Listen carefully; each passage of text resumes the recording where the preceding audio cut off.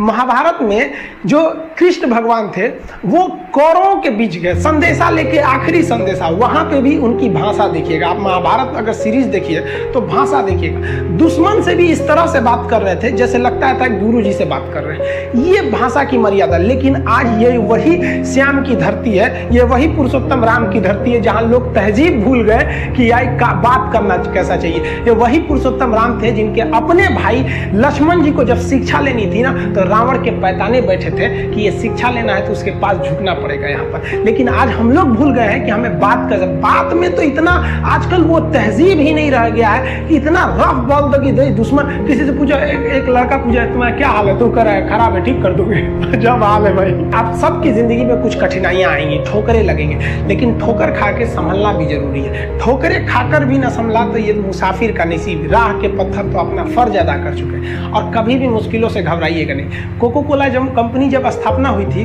तो एक साल में केवल इसके 25 बोतल बिके थे। कंपनी का दिमाग हिल गया था। लेकिन आज के समय में दुनिया में हर जगह कोको कोला बिकता है और इसने तो फिजिक्स को उल्टा कर दिया। लोग कहते हैं ठंडा मतलब तो कोको कोला। भाई साहब, ठंडा मतलब वो होता है जिसका टेम्परेचर कम हो। लेकिन इतना बिका कि इसके आगे लोग भूल गए कि ठंडा मतलब कोको कोला नहीं होता, ठंडा मतलब वो चीज जिसका टेम्परेचर कम है। ये मत सोचिए कि एक महीने में क्या होगा, एक साल में क्या होगा।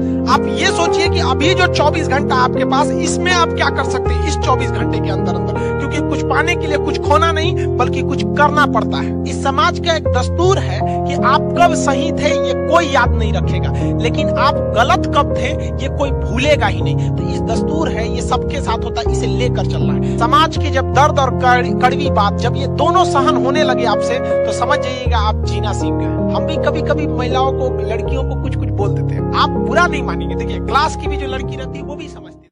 और जब तक हम हैं किसी के भी पढ़ाई में पैसा बाधा नहीं आएगी।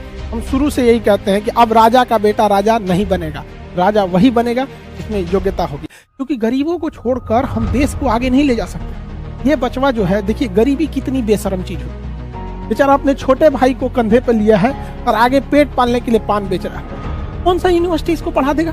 कौन एडमिशन देगा इसको? यार ये पढ़ लेगा दिल्ली में 1 लाख रुपया 2 लाख रुपया फीस देके। ये बड़का बड़का ऑनलाइन जो कंपनी बैठी है वहां पे 60,000 70,000 रुपये ये फीस दे पाएगा?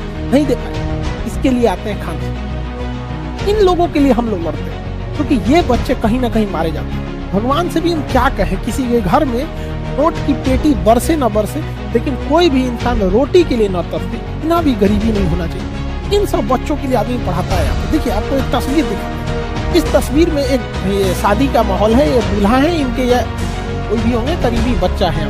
कितना खुशनसीब है। इसके लिए हर यूनिवर्सिटी, हर कॉलेज, हर कोचिंग का दरवाजा खुला।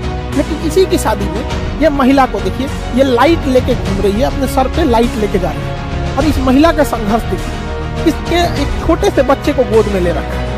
अब इसका जीवन का संघर्ष देखिए, छोटे से बच्चे को गोद ले रखा है। इसका ये भी एक बच्चा है, एक इसका नसीब देखिए, और ये भी एक बच्चा है, इसका नसीब। इसको सारा जगह दरवाजे खुले, इसके लिए बंद रहेंगे दरवाजे। लेकिन याद रखिएगा खान अभी जिंदा है, तब दरवाजे बंद हो जाएंगे, फिर भी हम इनके लिए लड़ते रहेंगे। इस बच्चे को भी पढ़ाएगा इंसान।